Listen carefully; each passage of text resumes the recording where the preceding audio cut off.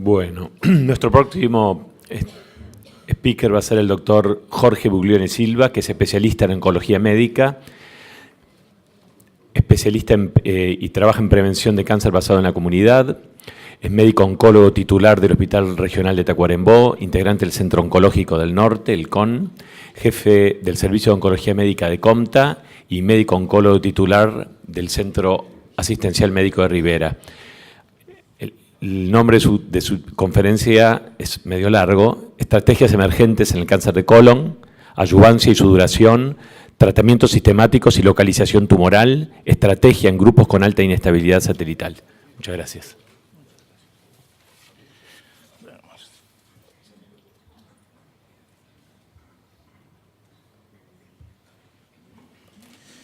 Creo que todos en este recinto somos, como se ha mencionado, fervientes impulsores del trabajo en equipo. Pero una de las cosas que hemos aprendido del trabajo en equipo es a escuchar.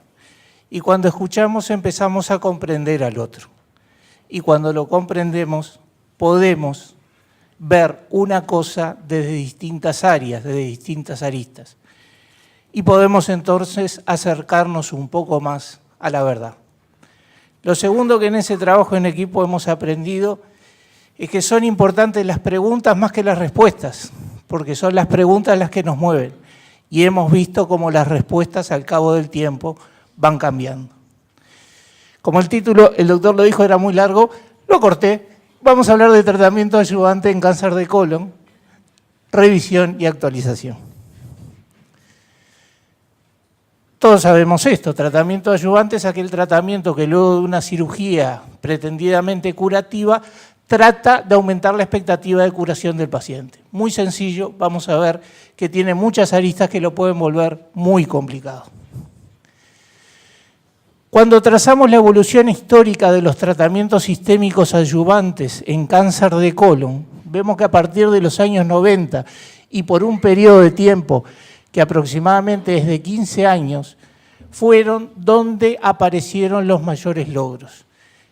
Y acá es parte de la historia que yo viví en los años 90, con muchos de los que hoy están presentes. Nosotros empezábamos a hacer 5-FU y levamisol, un antihelmíntico semanal, por un año, porque había demostración de que era superior a la observación después de la cirugía. Por supuesto que posteriormente fueron apareciendo asociaciones de 5-FU-leucovorina con distintas formas de administración, algunas de ellas en forma semanal por mes, el esquema de la Clínica Mayo, posteriormente los esquemas de infusión continua de 5-fluoracilo, los esquemas de Degramón. La disputa en si las bajas dosis de leucovorina o las altas dosis de leucovorina eran superiores. La aparición de la capecitabina como un producto oral y menos tóxico que la asociación de 5-FU-leucovorina. Pero fue en el año 2004 donde empiezan a aparecer los primeros estudios que ya no comparan un tratamiento sistémico contra observación solamente, sino de que comparan 5-FU-leucovorina con un esquema que los incluye y agrega el oxaliplatino. Y a partir de allí aparece un nuevo estándar, sobre todo para los estadios 3, que se extiende hasta nuestros días. Posteriormente, al año 2004, pocos desarrollos han realmente habido de impacto. En el 2005, combinaciones que, tomando el oxaliplatino y el fluoracilo, trataban de evitar la infusión continua por los elementos logísticos que incluyen. Tomando de los resultados en situaciones sistémicas, las terapias dirigidas, bevacizumab, cetuximab, y si podían aportar algo en la adyuvancia, lo cual quedó demostrado que no, después de un gran esfuerzo de pacientes y de costos. Y finalmente llegamos al año 2017, en donde empiezan a aparecer algunas cosas interesantes, como vamos a mencionar. Muy distinta es la situación del estadio 2 y del estadio 3. El estadio 2 generalmente se sugiere no realizar tratamiento complementario.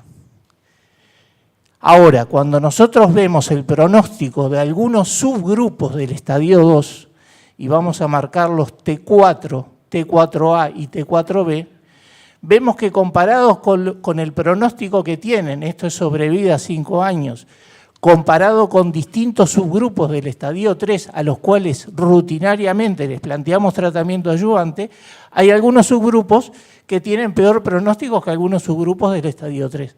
Por lo cual, anda a haber algunos grupos que se pueden beneficiar teóricamente de algún tratamiento complementario. Vamos a verlo de esta otra forma. Estas son siempre las estimaciones más optimistas.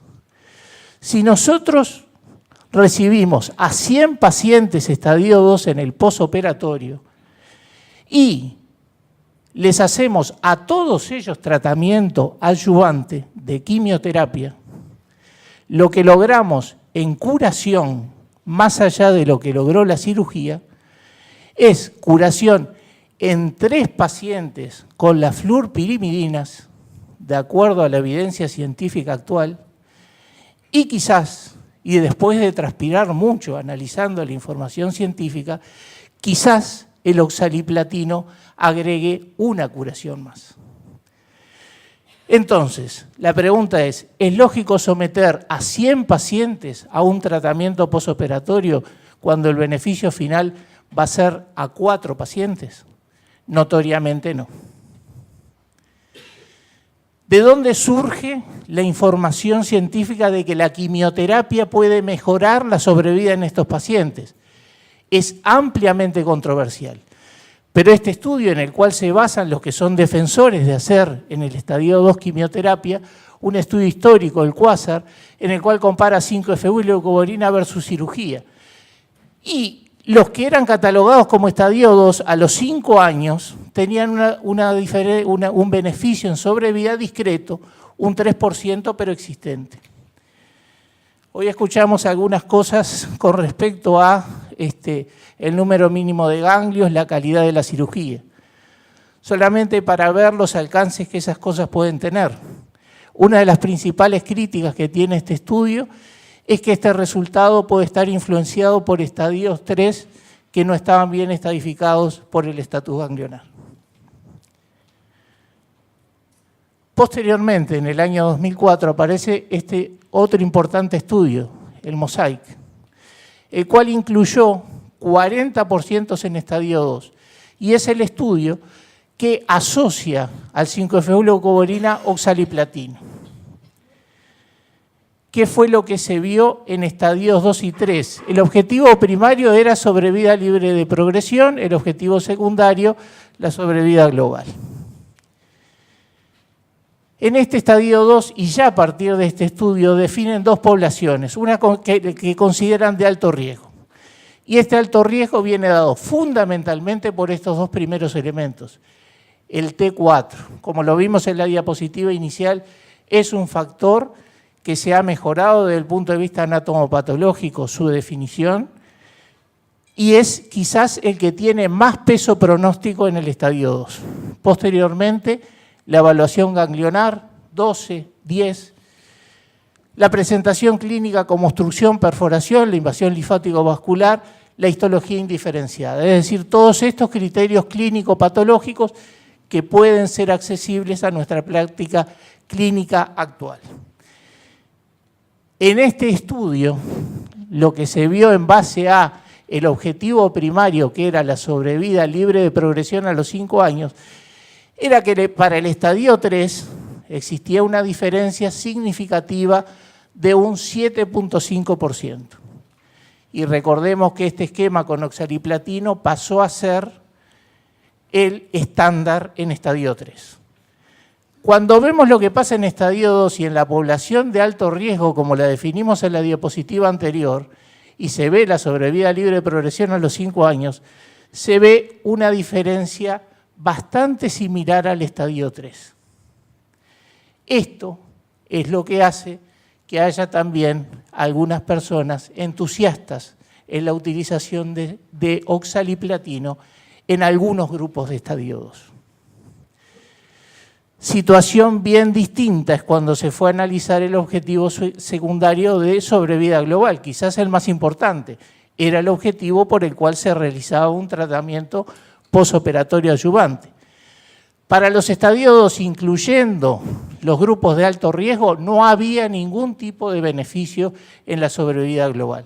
Mientras que para el grupo de estadio 3, a 6 años existía una diferencia de un 4.4%.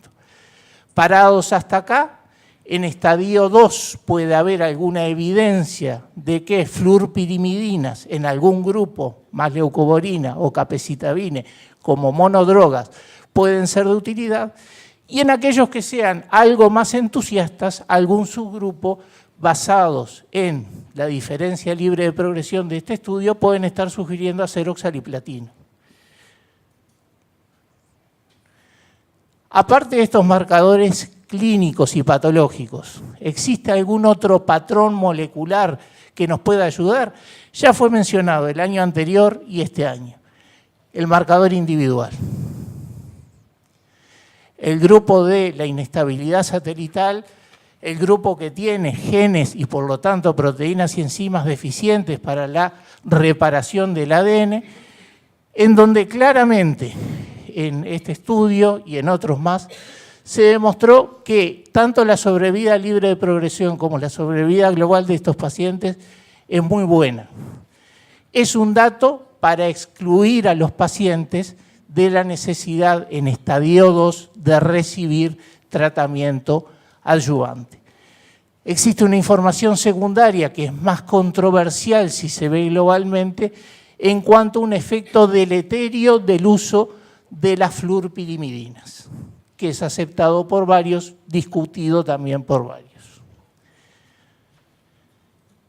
Este otro estudio, el PETAC3B, y para que tengamos una idea de la disminución del riesgo que existe cuando hay alta inestabilidad satelital versus los que son estándar, hay un 72% de disminución del riesgo relativo. Son pacientes que les va muy bien con la cirugía exclusiva. Por lo tanto, después de todo esto, y si analizamos esta parte, que es el estadio 2, tendríamos que analizar la presencia de factores clínico-patológicos, si están presentes, y fundamentalmente estos dos son los que la literatura le da más peso, deberíamos definir que estamos frente a un grupo de alto riesgo, y este grupo de alto riesgo, en general y en la mayoría de los estudios, no sobrepasa el 20% de la población estadio 2 que tratan. Y en ellos se le podrá plantear fluorpirimidinas o en aquellos más entusiastas los esquemas que asocian también oxaliplatino. Si fueran negativos estos factores de riesgo, el factor molecular de la determinación de la inestabilidad satelital o de la deficiencia de las proteínas reparadoras puede tener un lugar en la clínica. Si está presente, claramente es de bajo riesgo y no deberíamos plantear ningún tratamiento. El problema es cuando esta es negativa y tenemos allí, como siempre, ese grupo de riesgo intermedio que termina muchas veces siendo la mayoría y si en la cual personalmente me preguntan cuál es mi opinión, es que no deberían recibir ningún tratamiento y ser solamente seguidos. Pero aparecen allí algunas otras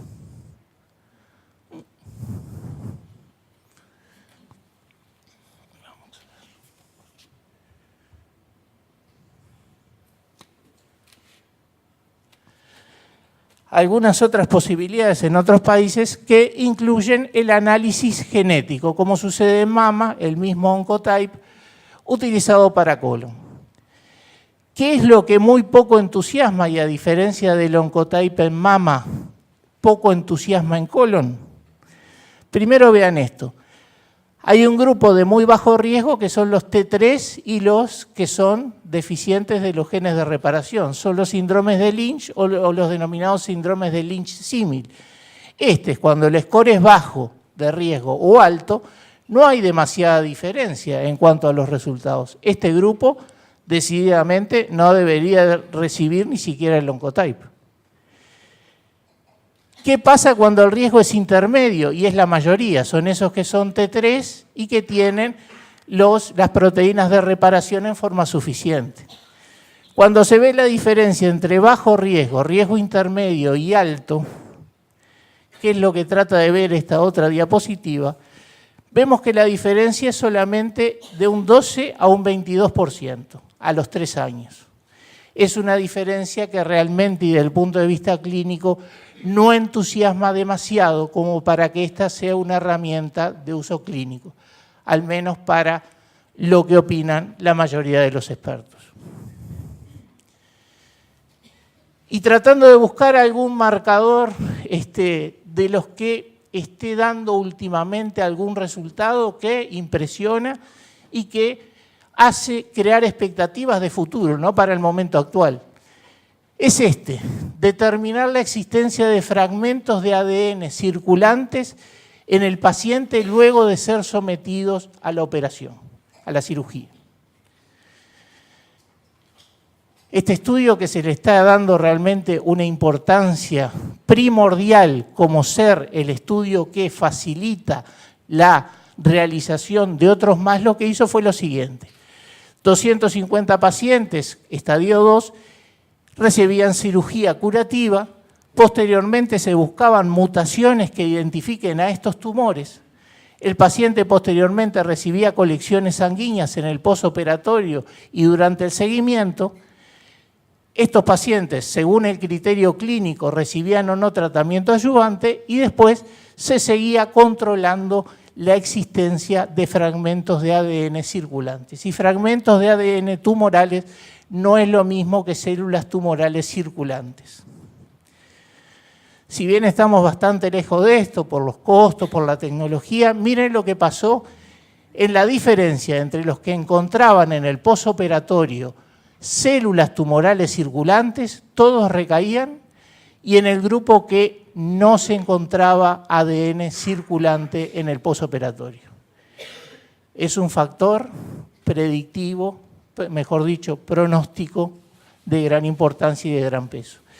Esto abre la posibilidad a que se diseñen otros estudios posteriores en los cuales en el posoperatorio el paciente sea estadio 2 seguido únicamente o que posteriormente sea testeado y si se presenta ADN circulante reciba quimioterapia y si no, observación. Esto cambia un poco el paradigma que nosotros teníamos, porque estábamos buscando dentro de los pacientes estadio 2 a quién tratar. Y nos cambia el paradigma, ¿por qué? Porque ahora estamos intentando tratar cuando habitualmente no se trata en estadio 2. ¿Por qué? Porque si este paciente no tiene factores de riesgo patológico y tiene ADN circulante, podría ser candidato a recibir tratamiento. Y sería también un cambio de paradigma en no tratar cuando habitualmente se trata. ¿Qué pasa si es un estadio 3 que no tiene ADN circulante? ¿Lo tratamos igual? Estas son preguntas, por supuesto, que va a demorar todavía bastante tiempo en tener su respuesta. Pasemos al estadio 3. En el estadio 3 la situación es similar. Vamos a verlo también desde el punto de vista más optimista en resultados. Son pacientes que, si tenemos 100 pacientes que nos llegan en el posoperatorio, 55 estarían curados con la cirugía. Como sabemos, rutinariamente estos pacientes reciben tratamiento quimioterápico adyuvante, que logra que 20 pacientes alcancen la curación, 15 por efecto de las fluorpirimidinas y 5 por efecto del oxaliplatino. Y tenemos posteriormente 25 pacientes como mínimo que, a pesar de haber recibido quimioterapia adyuvante, van a recaer. Bien, ¿y de dónde sale la información que sustenta la aplicación de un tratamiento quimioterápico en todo este grupo? Fundamentalmente, como ya dijimos, del estudio Mosaic en el año 2004, que lo comparó a FOLFOX contra 5-FU-leucovorina. Aquí tenemos los resultados del endpoint secundario, la sobrevida global a 10 y a 5 y a 10 años.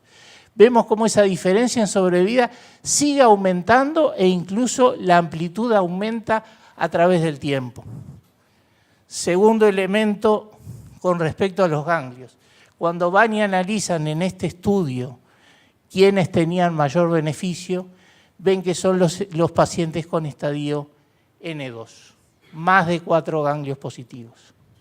O sea, oxaliplatino da un beneficio en estadio 3 y sobre todo para ese grupo N2. Y FOLFOX pasó acá a ser el estándar de tratamiento. Algo más interesante, siempre nosotros tenemos en mente de que el estatus ganglionar es el factor de riesgo más importante en el estadio 3.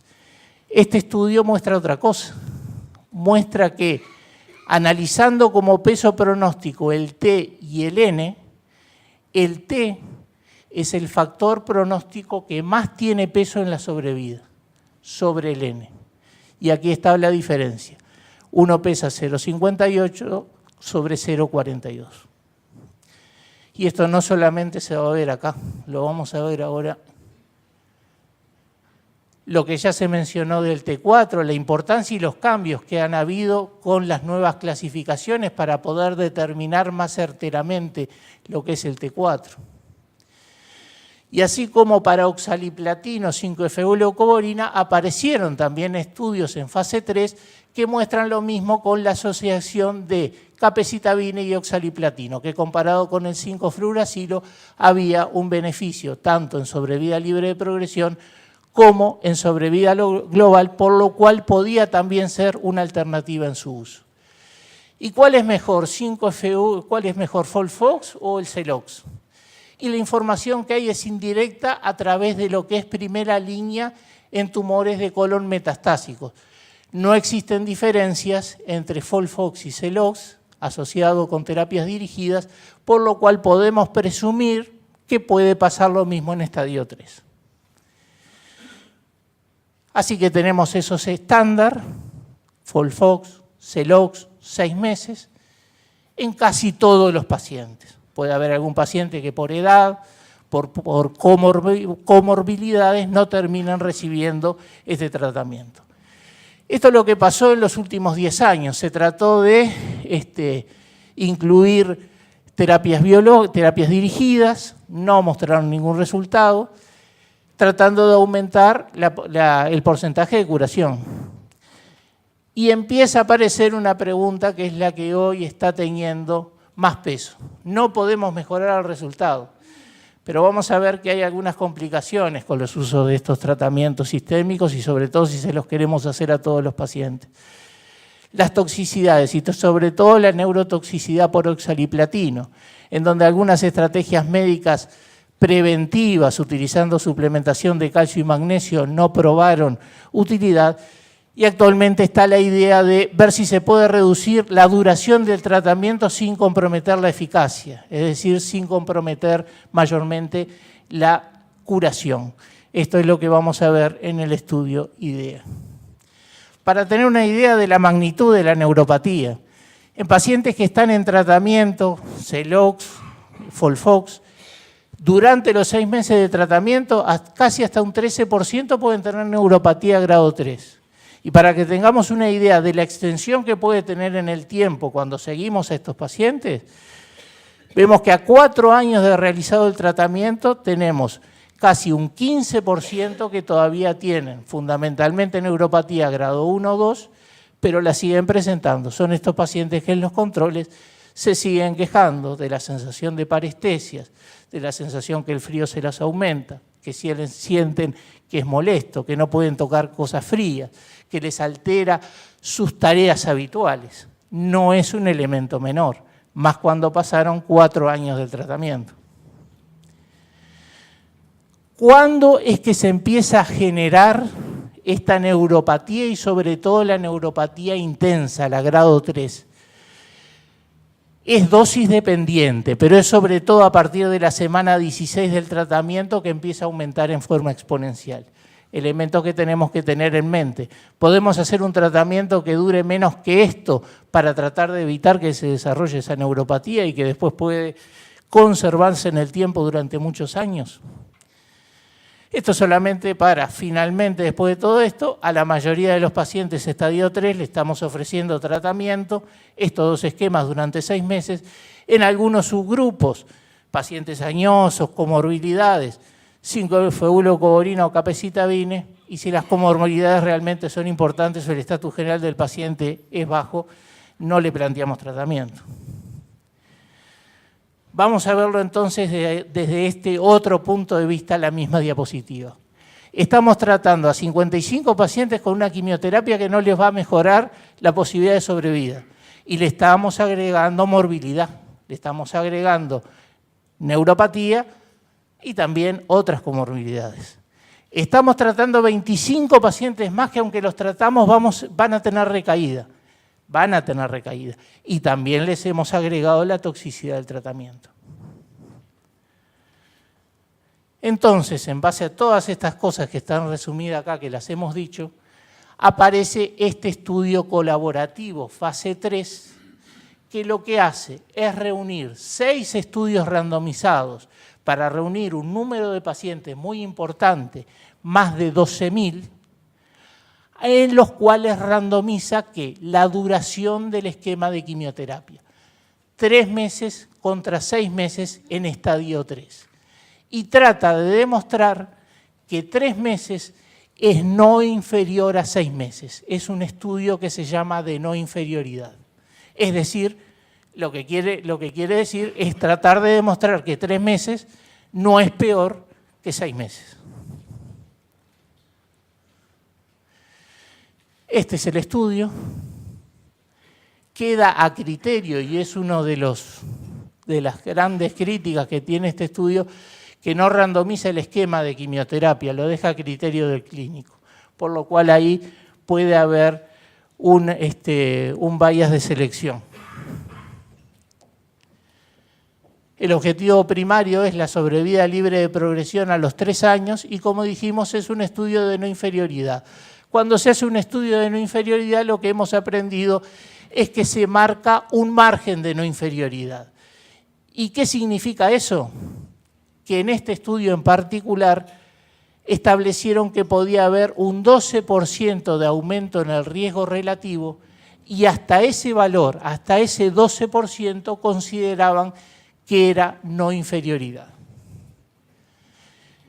Estos son los seis estudios randomizados, ellos en países de Europa, Estados Unidos, Canadá, Japón. Vemos como llamativamente en algunos lugares, por ejemplo en Estados Unidos y Canadá, el esquema utilizado fue solamente FOLFOX, ninguno recibió Celox. Y esto es lo que nosotros decíamos. Cuando se ve el dato histórico del estudio Mosaic, que determinaba la adyuvancia, se veía que lo que lograba era un 24% de reducción del riesgo relativo en 6 meses de tratamiento. Este estudio lo que trata es de decir, bueno, tolero de ese 24 perder la mitad. Es decir, que admito que puede haber hasta un 12% de aumento de riesgo relativo, por lo cual el intervalo libre de confianza del 95% no puede pasar 1.12. Y estos son los resultados posibles en cuanto al riesgo relativo. A partir de 1 es de no inferioridad si está por debajo de 0.12, no está probado si sobrepasa de 0.12 y si está por encima de 0.12 claramente es inferior. Esto es un poco la distribución de los pacientes. Solamente ver esto. Se estableció posteriormente 2 grupos de riesgo. Uno que se consideró de bajo riesgo, T1 a T3N1, hasta 3 ganglios positivos, T4 o N2 como grupo de alto riesgo. 60% el primero, 41% fue el segundo. ¿Qué es lo que pasó cuando analizaron la compliance? Es decir, el cumplimiento de los 3 o 6 meses de tratamiento. Y algo que todos tenemos en mente. Por supuesto que cuando la duración fue menor, fue de 3 meses, la compliance fue mucho mayor. Y cuando analizamos la intensidad de dosis de la planeada a la recibida, por supuesto que a los 3 meses fue mayor que a los 6 meses. Y es lo que muestra este gráfico. Pero muestra otra cosa que varios estudios lo muestran. Nosotros, por situaciones de logística, por facilidad, porque incluye una medicación bioral, tenemos cierta tendencia a la utilización del esquema CELOX. Pero miren ustedes lo que pasa con el esquema CELOX, que es algo que casi todos los estudios muestran en la adherencia, 65 a 71. Es menor que con el esquema FOLFOX.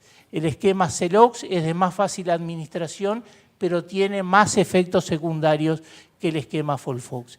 Y esto lo vemos también cuando analizamos la dosis, el porcentaje de dosis del oxaliplatino, 69 versus 72. Claramente entonces para 3 meses era mucho mayor el cumplimiento total de los 3 meses de tratamiento y también que recibían casi el 100% de las dosis planificadas. ¿Qué pasaba con la toxicidad? Y paralelamente a que si nosotros estamos buscando sobre todo la toxicidad del oxaliplatino, la toxicidad es dosis acumulativa dependiente y en 3 meses reciben menos dosis, por supuesto que fue claramente inferior. Grado 2 y grado 3 inferior, casi 3 veces menos en cada uno de los esquemas. Y otra toxicidad también, a considerar la diarrea, también tenía un porcentaje inferior. O sea, hasta acá este estudio demostraba que se toleraba mucho mejor y que se cumplía mucho mejor, 3 meses versus a 6. Pero finalmente, ¿es o no es no inferior 3 meses a 6? Entonces, cuando se mira desde el punto de vista puramente estadístico, fue un estudio negativo. El intervalo libre de confianza pasó por más allá del 1,12 y quedó en 1,15. Pero la diferencia entre las dos curvas, hasta viendo la de acá, parece muy discreta, ¿no? Es un 0,9%. Entonces aquí viene quizás lo más interesante que yo he visto en los últimos tiempos. Es a alguien preguntar en un congreso norteamericano por qué se presentaba en una sesión plenaria un estudio negativo. Y la respuesta fue que no quedó solo en lo estadísticamente significativo, pasó a lo clínico. ¿Justifica esa diferencia de un 0,9% toda la toxicidad sumada que le damos a estos pacientes? ¿Justifican todos? Y entonces fue que empezó el análisis de subgrupos. Algunos planeados cuando se diseñó el estudio y otros planeados a punto de partida de algunos resultados que fueron viendo en el estudio. De vuelta volvemos, el T y el N. Miren ustedes, a favor de 6 meses, fue el T4 el único elemento que mostró claramente que era inferior a hacer 3 meses de quimioterapia. No fue el N, no fue el N1, no fue el N2, fue el T4. Y cuando analizaban lo que pasaban con esos dos grupos de riesgo, bajo y alto riesgo, veían que había una diferencia claramente significativa en pronóstico, y la diferencia entre estas curvas a 3 años era de un 20%.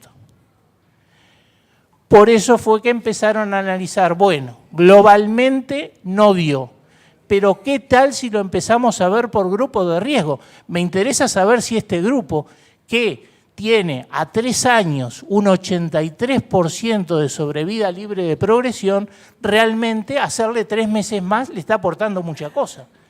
Y me interesa saber en estos que tienen mal pronóstico si realmente hacer 6 meses les está aportando más que 4. Esto fue la base de por qué se hizo ese análisis de subgrupos después de que se empezaron a ver esos resultados. Y claramente se vio que para el grupo de bajo riesgo no había diferencias. El estudio daba no inferioridad. Cuando se analizaba el grupo de alto riesgo, se vio que el estudio dio que era inferior, es decir, que 6 meses era mejor que 3. Pero para el de bajo riesgo podían bastar 3 meses de quimioterapia adyuvante. ¿Qué pasó cuando se analizó por esquema? Y esto sí es bastante más discutido porque no fue algo randomizado, hay por lo tanto sesgos de selección, pero lo que mostraron eran que para el esquema FOLFOX 6 meses era mejor que 3. Hacer 3 meses, por lo tanto, es inferior. Para el esquema CELOX se demostró que hacer 3 meses no fue inferior que 6. Cuando se entraron a preguntar por qué, aparte de los sesgos, si nosotros recordamos cómo es este esquema, tiene 130 miligramos metro cuadrado de oxaliplatino cada 21 días y este tiene 85 miligramos metro cuadrado cada 15 días. La intensidad de dosis de oxaliplatino en las primeras semanas, en esos primeros 3 meses, es diferente entre estos dos esquemas. Una de las explicaciones de tantas que hipotéticamente se plantean. Entonces viene esta diapositiva final. ¿Qué opciones podemos tener en el grupo de bajo riesgo? Y la mayoría concuerda actualmente en plantear clínicamente utilizar CELOX y por 3 meses. Y en el grupo de alto riesgo, lo que la mayoría sugiere es utilizar cualquiera de los dos esquemas, a los 3 meses valorar la situación en cuanto a varios elementos, en cuanto a la toxicidad del paciente, en base a algo que hasta ahora nunca se había escuchado, por lo menos en estadio 3 de colon, la preferencia del paciente y el esquema que se está utilizando. Si estamos utilizando FOLFOX, parece que habría más evidencia a seguir hasta 6, porque mostró que 3 meses era inferior. Si utilizamos el otro, el CELOX, podríamos parar a los 3 meses porque mostró que no era inferior. ¿Cuáles fueron en este estudio los dos grupos que mostraron que 6 meses eran mejor? Sobre todo aquellos que utilizaron FOLFOX y aquellos que eran T4. En estos, por lo tanto, 6 meses debería ser el tratamiento estándar. Estas son un poco de estas conclusiones que hemos mencionado. Hablamos de preferencias del paciente. En la conferencia siguiente del año 2017, europea, ESMO hizo una mesa plenaria con integrantes de los 6 estudios randomizados que vimos, más referentes en patología colónica. Y por primera vez hizo algo muy europeo. Les preguntaba a los pacientes cuánto toleraban de reducción de beneficio de un esquema con tal de tener menos molestias. Muy europeo. Había un 30% que aceptaba una reducción de 1 a 2%. En el grupo de alto riesgo, que nosotros dijimos que había diferencia, la diferencia es de 1.7%, para que tengan una idea de la magnitud en relación a esto. A este grupo, que estaban preparados para aceptar una reducción solamente de un 1 o 2, ellos los catalogaron como peleadores, desafiantes. Querían obtener el máximo rendimiento del tratamiento y no importaba tanto la toxicidad. Pero la mayoría de los pacientes, el otro 60%, aceptaba una reducción de un 2 a un 4 y hasta un 10%. Y a estos los llamó fatalistas. Y en base a eso, en esa misma sesión plenaria le empezaban a preguntar en las distintas situaciones de riesgo y por esquema, ¿qué elegían para el paciente? Si el paciente le caía dentro del grupo peleador o fatalista. Muy europeo. Después de este congreso, realmente ninguna charla que yo escuché transcribió más esto, pero sí dio lugar a una cosa: tener en cuenta la preferencia del paciente. No olvidarse de preguntarle al paciente a los 3 meses, bueno, ¿cómo seguimos? y vamos a hacerlo de acuerdo. Bien. Entonces esta podría ser un algoritmo. En el grupo de bajo riesgo, de los dos esquemas, la mayoría actualmente, incluso los norteamericanos que en el estudio que vimos no usaron en un paciente Celox, en este algoritmo que ellos mismos proponen, están de acuerdo en hacer Celox en el grupo de bajo riesgo estadio 3 por 3 meses y dar por finalizado el tratamiento. Y en el grupo de alto riesgo la mayoría sí llega a los 6 meses. Pero hacen un quiebre a los 3 meses y ven todas estas cosas. Tolerabilidad. ¿Qué grado de toxicidad hemos tenido después de 3 meses? Régimen. ¿Estoy usando Folfox o estoy usando Capoxi? Estoy usando Folfox, quizás deba o esté más tentado a seguir los 6 meses. ¿Qué preferencia tiene el paciente? Es decir, más allá de la toxicidad que yo digo es tanto, ¿qué peso tiene para el paciente eso en relación a este grupo que yo le puedo aportar un 1.7% de beneficio? ¿Es un T4 o es un N2? Porque vimos que el T4 tiene mayor peso. Entonces allí podemos seguir con el mismo esquema hasta los 6 meses o podemos en algunos casos quitar el oxaliplatino y seguir con la fluorpirimidina. En estadio 3 se mencionó también por parte de la patóloga otros elementos, ni CARRAF, ni BIRRAF, ni la determinación de la inestabilidad microsatelital tiene aplicación clínica al día de hoy. Pueden sí ser elementos interesantes para los distintos estudios clínicos. ¿En qué se va más allá? Y con esta ya terminamos. Se están buscando la determinación de otros factores de riesgo. ¿Qué tal si le hacemos también un perfil molecular?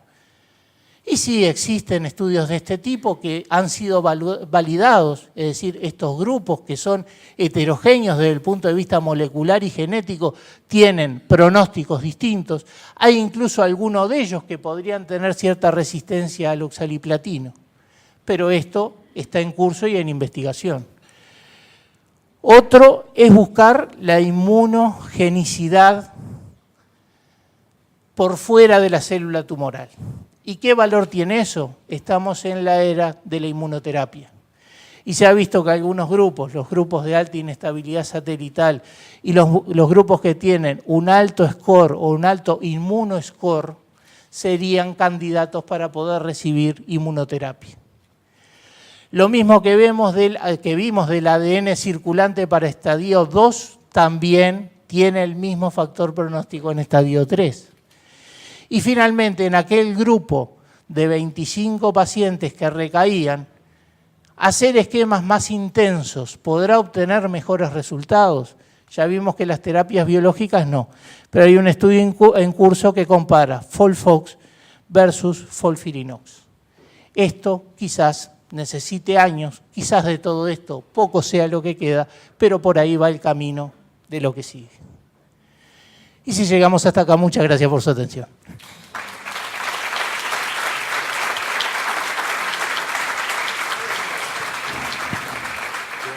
Bien, muchísimas gracias, doctor Buglione, por la exposición. Yo quiero recordar algo, me venía ahora, antes de entrar en la discusión y ver un poquito si hay preguntas en relación a lo que habló Jorge. Hace un par de años estaba sentado acá adelante el doctor Carlevaro. Entonces, siempre con su perfil, dijo, me felicito por haber venido en el día de hoy. Lo dijo el doctor Carlevaro sentado acá. Yo creo que la sensación primera que tengo de los 3 expositores es que, primero, felicitarlos a los 3 nuevamente por las excelentes exposiciones y creo que voy a tomar lo de Carlevaro. Me felicito por haber venido en el día de hoy porque creo que realmente han sido 3 exposiciones realmente muy, muy buenas. Le vamos a dar a la profesora Delgado el micrófono para que haga el comentario y discusión posterior. Bueno, lo primero, hola, sí, es sumarme a lo que decía Álvaro, ¿no? Realmente, Jorge, ¿qué se puede decir más que discutir en forma crítica al futuro, ¿no? Todo lo que tú has planteado después de la conferencia que diste. Y no solo por el conocimiento también transmitido, el estado actual del conocimiento y las recomendaciones que comparto, y creo que todos compartimos 100%, sino por la madurez, ¿verdad? Y la inteligencia en el planteo, en las consideraciones iniciales, ya desde el vamos, ¿no? Cómo hay que aprender a que, bueno, las verdades son provisorias, que lo importante es hacerse las preguntas y analizar la información de manera crítica, como tú lo has hecho, ¿verdad? De manera crítica, eso es súper importante. Y pensando siempre en que tú lo dijiste, en el beneficio del paciente, en no hacer ni de menos ni de más. Porque de más puede ser tan malo como de menos. Hay que estar en el camino justo. Y no es fácil, porque hay muchísima información. Y entonces, bueno, como creo que yo también me felicito por los 3 expositores, como decía el doctor Viola, el trabajo en equipo, ¿verdad? El saber hasta dónde llegar con cada paciente y escuchar al paciente, ¿verdad? En el equipo también está el paciente, o sea que la preferencia y la decisión informada del paciente. Ahora, ¿cómo el paciente puede tener preferencia o puede decidir bien lo mejor para él si no tiene toda la información, en caso que la quiera tener, que cada vez más los pacientes la quieren tener? Cada vez es excepcional que un paciente diga, no, mire, usted dígame lo que tengo que hacer. Ahora, si nosotros no somos capaces de, en forma clara, con palabras que pueda comprender, porque no son médicos la mayoría de nuestros pacientes, darle la información que hoy existe, la información que procede de estudios bien diseñados, ¿verdad?, que han sido validados por la comunidad científica. Bueno, si no somos capaces de transmitirle toda la información, y esto pasa por lo que decía Jorge, ¿cuál es la probabilidad de beneficio? ¿Existe? ¿Qué magnitud tiene? ¿Y cuáles son los riesgos? Para ese paciente, ¿verdad?, esa paciente que tiene una edad, que tiene comorbilidades, y que luego de haber escuchado todo, y tratemos de que lo comprenda, ¿verdad?, bueno, tomará una decisión, que puede ser, no sé, usted dígame lo que le parece mejor, que eso es la menos de las veces, o puede decir, no, mire, yo, como dijeron los pacientes que fueron encuestados en ESMO, ¿no?, para mí un 1% vale, y la mayoría va a decir que no, seguramente, también en Uruguay. Pero muchas veces no toman esa decisión porque no tienen la información. Aceptan tratamientos que creen que los van a curar cuando ni siquiera les extienden la vida y duplican la probabilidad de efectos adversos. Aceptaron el Celox, que es muy bueno, vemos que tiene cosas muy buenas, pero como muy bien decía Jorge, es muy mal tolerado. Cuando hacíamos Folfox adyuvante, es cierto que los pacientes se tenían que internar porque no teníamos las bombas de infusión, ¿verdad?, para los pacientes ambulatorios, o no las sabíamos usar, o en fin, yo qué sé, o nunca nos importó tener eso lo suficiente como para tenerlo. Entonces el problema era que se tenían que internar, pero seguían y siguen su vida normal, la enorme mayoría. La enorme mayoría, mientras que con el Celox, que tiene sus indicaciones y sus ventajas, como surge, por ejemplo, en relación a 6 versus 3 meses, la tolerancia para muchos pacientes es muy mala y afecta de tal forma la calidad de vida que seguro que a los 3 meses un porcentaje mayor va a decir no sigo que los que reciben el Folfox. Digo, no, me parece que desde el punto de vista científico todo lo que dijo Jorge es... Pero, la información que tenemos resumida con rigor científico y de una forma tan docente que nos ganamos todos la mañana. Y que lo otro que dijo y que importa es todo esto y en lo que creo que tenemos que pensar cada vez más para hacerlo mejor, que es trabajar en equipo, informar bien al paciente, bien, de verdad, ¿verdad?, con los datos objetivos, cuantitativos, y escucharlo, conocer su preferencia y bueno, y que toda decisión además es provisoria. Como yo siempre digo a los pacientes, usted empieza la quimioterapia, pero no la tiene por qué seguir. No es algo que toma la decisión hoy, entonces, bueno, si se equivocó, ¿no? No, esto lo empezamos, usted ve cómo lo tolera, bueno. Así que el escuchar también en el camino, e ir tomando decisiones comunes, no es menor. En una patología como el cáncer, que ya es casi, en Uruguay también está por ser en los 2 sexos la primera causa de muerte, ya lo es en el hombre, que es una causa muy importante de morbilidad y que los tratamientos Aún los curativos, hay diferencias en la probabilidad de curación, en los efectos adversos, y ni que hablar los paliativos, donde la calidad de vida, la duración de la vida y la calidad de vida tienen que ser los dos objetivos fundamentales. Y para eso la gente cree que no, que todo lo va a curar, y que si es pastilla es mejor que si es intravenoso. Tenemos que informarnos, hacer el esfuerzo de ser docentes con los pacientes, informar bien, escuchar y trabajar en equipo. ¿Qué puedo más que agradecerte? Y además que no me extraña en absoluto esta presentación, que por supuesto es cada vez mejor, ¿no? Lo digo siempre en la cátedra de muchos colegas, que ser docente no nos da patente de saber más. No. Y mucho menos los docentes en formación. No, significa que tenemos o hemos elegido un papel diferente, que es el de formar recursos humanos. Eso no nos hace ni mejores personas, ni mejores médicos. Y muchas veces tampoco mejores expositores o mejores lectores críticos. Y Jorge es un ejemplo, ¿verdad? Y digo que no me extraña porque te conozco, y con esto termino. Jorge fue el primer residente de oncología clínica titular de este país. Junto con la primera prueba de residencia, él ganó el primer lugar y fue el primer residente titular del servicio de oncología clínica del Hospital de Clínica. Y yo era grado 2 y él recorría conmigo los pisos, por suerte, porque si no me hubiera perdido por los pisos. Y Jorge los recorría conmigo y siempre fue brillante, además de una gran persona y un gran compañero de trabajo. Así que para mí es un honor haber podido tener la oportunidad de decirlo también públicamente. Muchas gracias.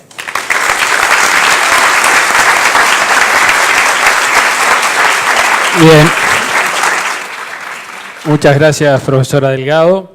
Bien, si no hay preguntas, la doctora Murel no va a hacer ninguna pregunta. Bien, estamos bien. Entonces, si la doctora Murel no hace preguntas, vamos a cerrar el tema por acá. Jorge, muchísimas gracias por la exposición. Y bueno, pasamos al cierre.